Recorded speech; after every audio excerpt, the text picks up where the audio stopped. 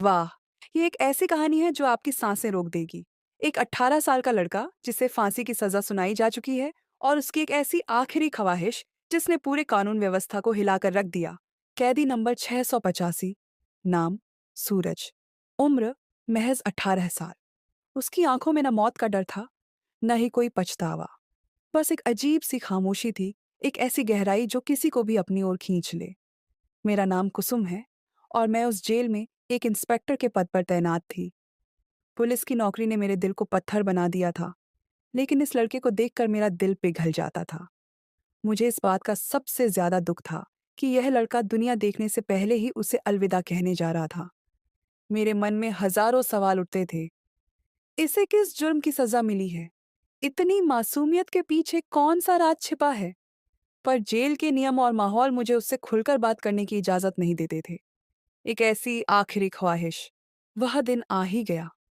मुझे आदेश मिला कि 2 दिन बाद सूरज को फांसी दी जानी है। उसे उसके घर वालों से मिलवाना था। मेरा दिल बुरी तरह घबरा रहा था।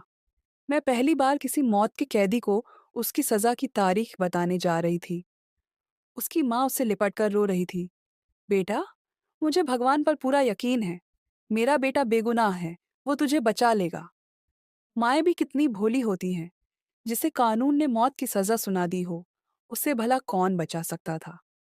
घर वालों से मिलने के बाद मैंने सोचा कि शायद यही उसकी आखिरी ख्वाहिश होगी, लेकिन मैं गलत थी। जब मैंने उससे पूछा, सूरज, तुम्हारी आखिरी ख्वाहिश तो पूरी हो गई? उसने तीखेपन से जवाब दिया, कौन सी ख्वाहिश? मेरी एक आखिरी ख्वाहिश अभी बाकी है।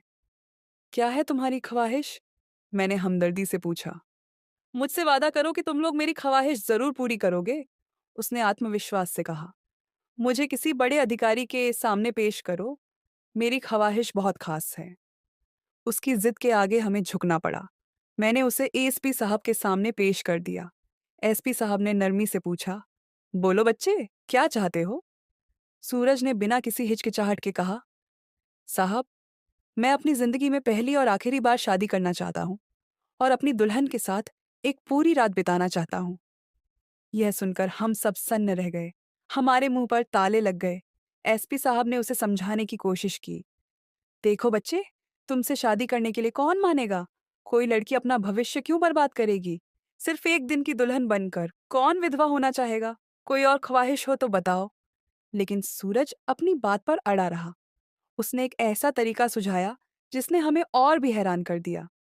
साहब, आप बस शहर की हर गली में माइक से ऐलान करवा दीजिए कि सूरज नाम का एक कैदी जिसे फांसी होने वाली है, एक रात के लिए शादी करना चाहता है।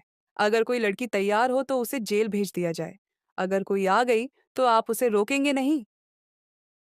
ये बात बेतुकी लग रही थी, लेकिन यह उसकी आखिरी ख्वाहिश थी। हमने ऐलान करवा दिया, यह सोचकर कि कोई नहीं आएगा। पर हम एक बार फिर गलत साबित हुए। दुल्हन का आगमन और रहस्यमयी रात। ऐलान के ठीक 1 घंटे बाद एक सिपाही ने आकर बताया कि दुल्हन के लिबास में एक लड़की पंडित के साथ जेल के बाहर खड़ी है। मैं और एसपी साहब जब बाहर गए तो हमारी आंखें फटी की फटी रह गईं। सच में, एक 17 से 18 साल की खूबसूरत लड़की पूरी तरह से तैयार दुल्हन के जोड़े में खड़ी थी। उसके साथ एक पंडित भी थे, जिनके हाथ में शादी का रजिस्टर था। पंडित ने बताया, साहब, यह लड़की मेरे पास आई और सीधे जेल चलने को कहा। मैंने इसे बहुत समझाया कि लड़का मौत का कैदी है, पर यह मानने को तैयार नहीं। कहती है कि वह सूरज से सच्ची मोहब्बत करती है और एक दिन के लिए ही सही उसकी पत्नी बनना चाहती है। हमारे पास कोई चारा नहीं था। सूरज की ख्वाहिश पूरी करनी थी। जेल के ऑफिस में ही सूरज को बुलाया गया और पंडित ने उन दोनों की शादी संपन्न करवा दी। सूरज ने वादे के मुताबिक अपनी दुल्हन को अपने सेल में ले जाने की मांग की। सुबह होने तक वह मेरे पास ही रहेगी। हम बस अपनी पुरानी यादें ताज़ा करेंगे। उसकी मोहब्बत देखकर मेरी आंखों में भी आंसू आ गए। एसपी साहब ने मुझे इशारा किया और मैंने उस लड़की को सूरज के सेल में बंद कर दिया। सेल इतना छोटा था कि वहां मुश्किल से 2 लोग खड़े हो सकते थे। मैंने बाहर से एक मजबूत ताला लगा दिया और यह सोचकर वापस आ गई कि लड़की थोड़ी देर में ही घबराकर बाहर आने की गुहार लगाएगी। रात गहरी होती जा रही थी। मुझे सेल से कुछ खटपट की हल्की हल्की आवाजें आने लगीं, जैसे कोई कुछ खोलने की कोशिश कर रहा हो। पर मुझे ताले पर पूरा भरोसा था। मैं जानती थी कि उसे तोड़ना नामुमकिन है। कुछ देर बाद अचानक सेल से एक चीखने की आवाज आई। मैं भागकर वहां पहुंची। वह लड़की सेल में अकेली बैठी रो रही थी। मुझे यहां से बाहर निकालो। मैं सूरज के साथ एक पल भी नहीं रह सकती। मेरे घर वाले मेरा इंतजार कर रहे होंगे, उसने घबराहट में कहा। मुझे लगा शायद सूरज ने उसके साथ कोई बदतमीजी की होगी। मैंने जल्दी से ताला खोला, लड़की को बाहर निकाला और सूरज को वापस सेल में बंद करके अपने कमरे में आ गई। मैं इस बात से बिल्कुल बेखबर थी कि सुबह मेरा इंतजार एक भयानक तूफान कर रहा था। धोखा और एक नई कहानी। सुबह होते ही एसपी साहब ने गुस्से में मुझे बुलाया। कैदी नंबर 685 कहाँ है? वह अपने सेल में होगा साहब, मैंने घबराते हुए कहा। मुझे तो कहीं नजर नहीं आ रहा, जाकर चेक करो, उनका हुक्म था। मेरा दिल जोर जोर से धड़कने लगा। मैं भागकर सेल नंबर 685 में गई। वहां घना अंधेरा था। मैंने टॉर्च जलाकर देखा तो मेरे होश उड़ गए। सेल के फर्श पर सूरज नहीं, बल्कि वही लड़की मर्दाना कपड़ों में बेहोश पड़ी थी। इतने में एसपी साहब भी वहां पहुंच गए। सच्चाई सामने थी और वह किसी भयानक सपने से कम नहीं थी। सूरज दुल्हन के कपड़ों में जेल से भाग चुका था और हमें धोखा देने के लिए उस लड़की को अपनी जगह छोड़ गया था। एएसपी साहब मुझ पर चिल्लाने लगे। तुम्हें शर्म आनी चाहिए। एक 18 साल के लड़के ने तुम्हें बेवकूफ बना दिया। अगर वह नहीं मिला तो इसकी जिम्मेदार सिर्फ तुम होगी। मेरा दिल चाह रहा था कि मैं उस लड़की को उठाकर पटक दूं जिसने इतना बड़ा धोखा दिया था। लेकिन जब मैंने उसकी आंखों में देखा तो वहां डर नहीं, बल्कि एक अजीब सी शांति थी। हमारे पूछने पर उसने कहा, आप लोगों ने सूरज के साथ अच्छा नहीं किया। वह सजाए मौत का हकदार नहीं था। उसने अपना नाम भावना बताया और फिर उसने जो कहानी सुनाई, उसने हमारे पैरों तले जमीन खिसका दी। मेरा नाम भावना है, उसने कहना शुरू किया। मेरी बड़ी बहन की मंगनी सूरज से हुई थी।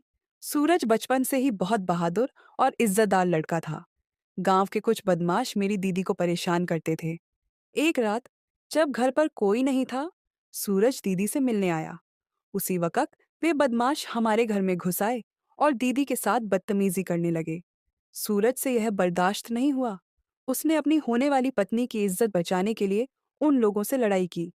उस लड़ाई में गलती से एक बदमाश की मौत हो गई और भगदड़ में मेरी दीदी भी मारी गई। वे लोग अमीर और ताकतवर थे।